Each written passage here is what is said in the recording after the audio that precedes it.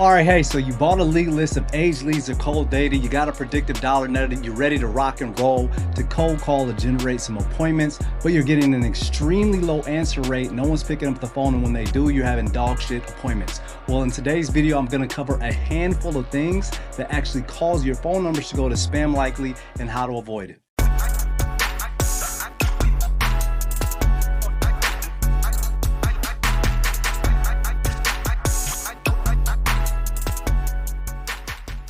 And if you're new to my channel and don't know who I am, my name is Rich McCoy. I am the CEO and founder of Revis Energy. We are a solar sales and training organization where I've been fortunate enough to help hundreds of solar professionals just like you, everywhere from appointment setting to door knocking to closing to starting their own dealership to building call centers and more.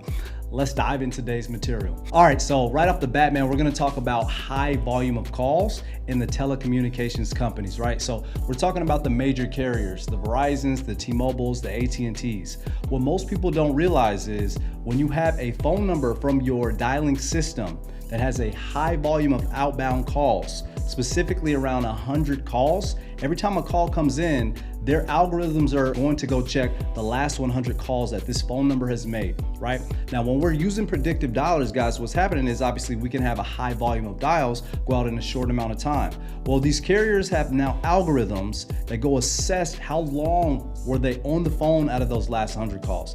So when the software see that the last 100 calls from your phone number were like 5 seconds each, 10 seconds, etc., or no answers, they get flagged as spam, right? So you yelled at your lead list vendor, you told them his leads were dog shit, you're yelling at your setters, they're not working hard enough, when the whole time the problem is no one is picking up your phone because it says spam likely. Number two, kind of tailing from number one, right? Which is phone number reputation, right? You guys aren't recycling the phone numbers in your dialing systems often. That reputation, much like how an email can get a bad reputation and flagged as spam by Gmail and some of those major portals like that, the same thing can happen with phone numbers as well. A phone number is actually supposed to sit for 90 days before being recycled.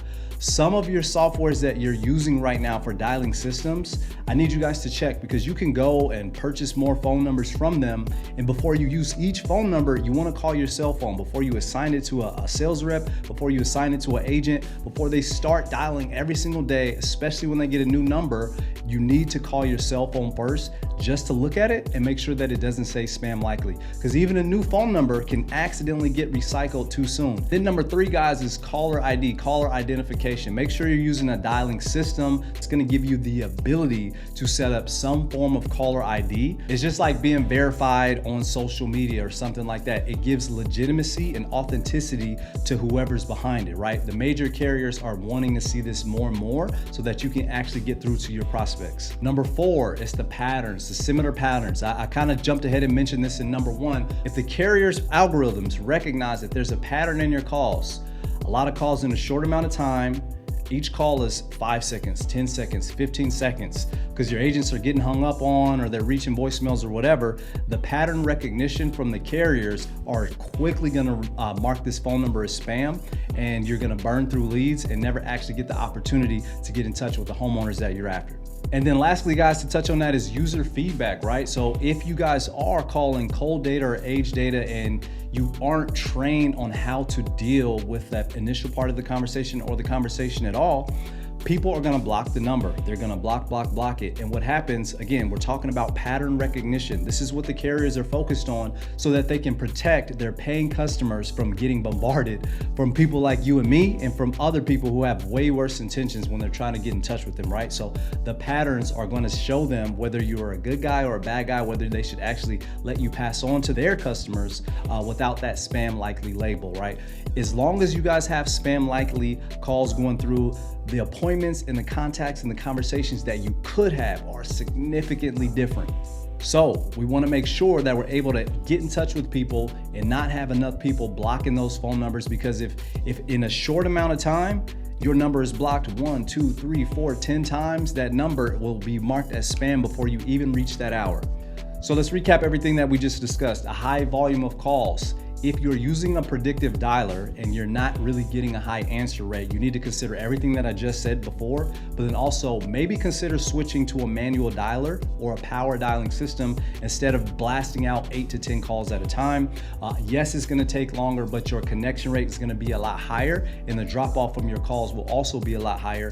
You will also be able to keep that phone number longer because it'll be more healthy than the ones that you're just turning and burning with the predictive dialer, right? And then again, that number reputation because you're being more intentional, you're being a little bit slower with how you use that phone number. The reputation, or the people who are denying the call or even blocking the number, is at a much slower pace. So again, at that point, the phone number, as far as the carrier's algorithms are concerned, it's healthy, right? It's normal, it's a good number, it's a good call. And if you have the ability within your system to get caller ID attached to that number, even if your CRM doesn't allow you to have caller ID capabilities, there's a way for you, if you own the phone number, to get that by other softwares online as well. And then also I want to mention this, since we're on the conversation of spam likely and how to have healthy phone numbers and how to actually get an opportunity to call people. These issues aside, I need you guys to also know that when you're buying cold data and when you're purchasing aged lists, that you need to have these lists scrubbed, right? So what I mean by that is, obviously you want to scrub them from what everybody knows is the DNC. You need to make sure that these contacts are not on the DNC list, but here's the key, here's another one. Litigation as well. So there's 2 different ways that you need to scrub every single list that you're using. For DNC, these are people who've already registered their number, like, yo, don't call me, no cold callers can call me, etc.